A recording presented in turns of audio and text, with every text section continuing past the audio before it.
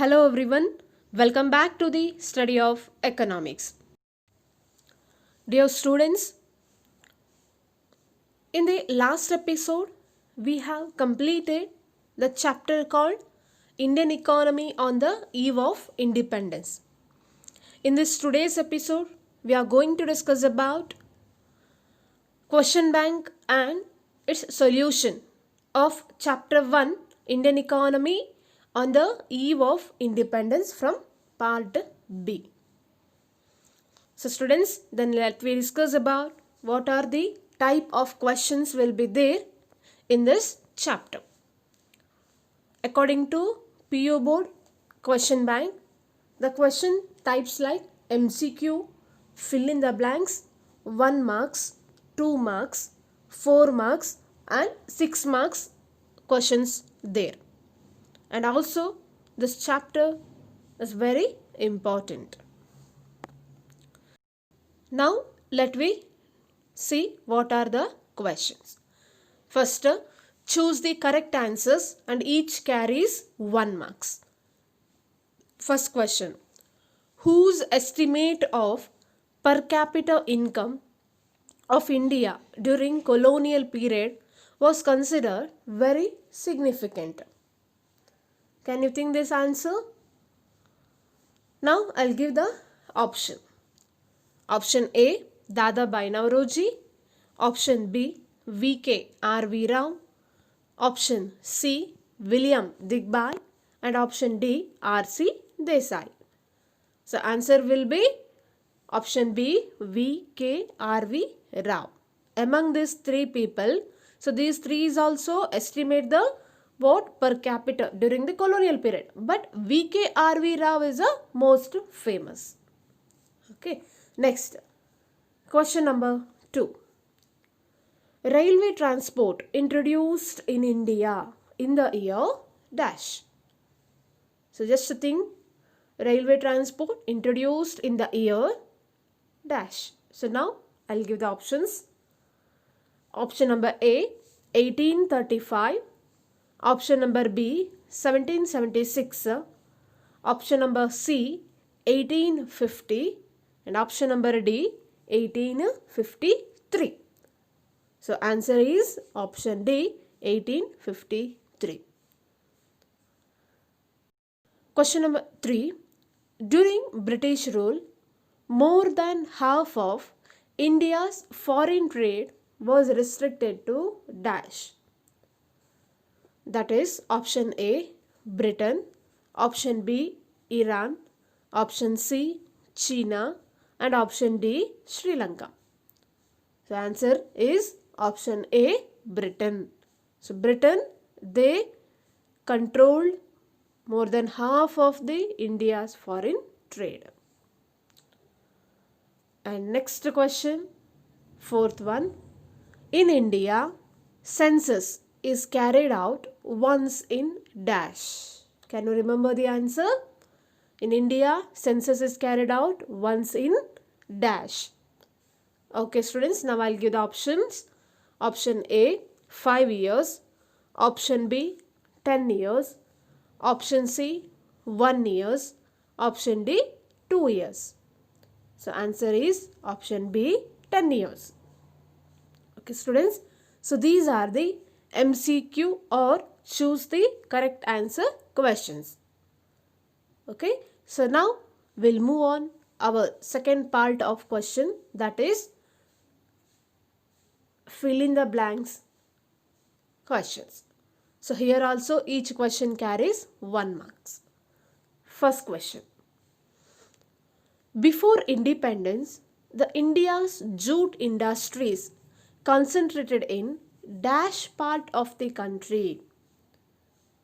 So before independence, the India's jute industries, remember jute industries concentrated in Bengal part of the country. So jute industries was concentrated in where? That is in Bengal. Answer is Bengal. Question number 2. Under colonial rule, the cotton textile industries dominated by dash. So that is Indians. So cotton textile industries dominated under the colonial period, that is by Indians. Okay. Then next question number 3. Dash is the year of second stage of demographic transition of India. Don't confuse, dear students. Second stage of demographic transition, that is after 1921. Okay. So first stage of demographic transition, that is before 1920. Don't confuse. So second stage of demographic transition, that is after 1921. You need to write, you must and should write after. That word is important. After 1921. Okay. Next question number 4. Dash transport is considered as the most important contribution of British rule. That is railway, not canal transport, because canal transport which leads huge cost. So that railway transport is the most important contribution of a British rule. Okay students, so these are the fill in the blanks questions of this chapter. Okay students, now we'll discuss about 1 marks question. In that, answer the following question in a word or sentence. First question. Name the important revenue settlement system during British rule.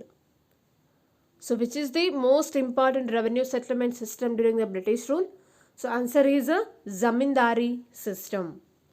So zamindari system is a most important revenue settlement system during British rule.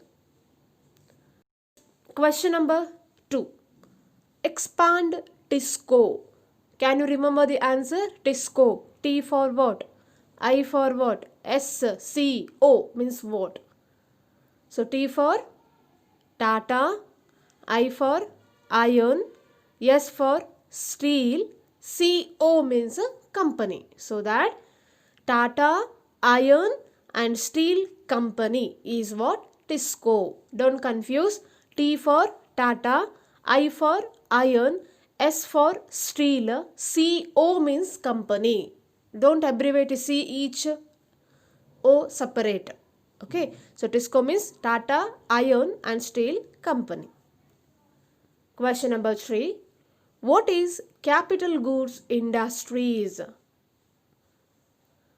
So industry which produces goods such as machines, tools, etc., which are further capable of producing consumer goods, they are called as capital goods industries. So this already over in what? Chapter discussion. So capital goods industries means what? Those industries which produces goods. What type of goods they'll produce? That is machines, tools. Why they produce machines and tools only? Because to further produce consumer goods or finished final goods. Okay, take for example, textile industries. Why the textile industries is considered as a capital goods industries? Because through that textile industries we can get a finished products like clothes, final goods like clothes. So these are the consumer goods. Okay, so industries which produces goods such as machines and tools and which are further capable of producing consumer goods. So what is consumer goods? Consumer goods means what? Which we can use ultimately or which we can use final goods. So those final goods are consumer goods. Okay. Now next we'll move on. Question number 4. When was the official census carried out in India? So official census was carried out in India, that is in 1881. Don't confuse. Official or first census carried out in India, that is in 1881. Next question. Why did the colonial government ban canal transport. That means why the colonial government restrict the canal transport? As we know that railway transport, which is one of the major contribution to our India. Yes, but canal transport was banned by the colonial government. Why? Because the reason, canal transport was economically unfeasible. That means canal transport which leads high cost, or the canal transport comparing to railway transport which is costliest one, so that it is economically not feasible, it is unfeasible. Okay, and also which leads to huge expenditure. So that's why colonial government banned canal transport. Okay, so these are the 1 marks questions. Now we'll move on 2 marks questions, that is answer the following questions in 4 sentences each. So 2 marks means 4 sentences each. So first question, what was the objective of the economic policies pursued by the colonial government in India? So as we know that colonial government, so they adopted some economic policies in India. So what is the purpose or what is the aim of that economic policies? First one, as a supplier of raw materials, and second one as a consumer of finished goods. That means the colonial rule, their intention is to convert India into supplier of raw materials, and also we are the consumer of finished goods. That means we need to supply our raw materials to the Britain industries, and also we only buy the goods, means buy the finished goods from the Britain. So supplier of raw material and consumer of finished goods. So this is what the main intention or objective of economic policies pursued by the colonial government in India. Discuss about second question. Question, list out the important export goods of India before independence. So that means what are the goods we export before independence? They are raw silk, raw cotton, wool, sugar, indigo and jute. So these are the what exporting goods of India before independence. So which are that? Raw silk, raw cotton, wool, sugar, indigo and jute. Next question number 3. Then name the modern industries which were in operation in our country at the time of independence. That means at the time of independence, what are the modern industries were operated? They are, first one cotton textile, second one jute textile, third one sugar industries, fourth one cement industries, and last one paper industries. So these are the modern industries which operated in what?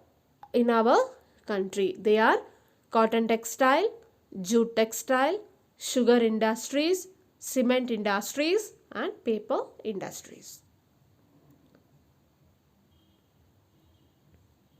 Next question number 4. What are the infrastructure facilities developed during colonial rule? So major infrastructure facilities are, that is railways, ports, water transport, post and telegraph. So don't confuse, they are infrastructure facilities are railways, ports, water transport, post and telegraph. These are the 2 marks questions. In the next episode, we'll continue with the 4 marks and 6 marks questions. So everybody write this question with answers in your notebook. Thank you.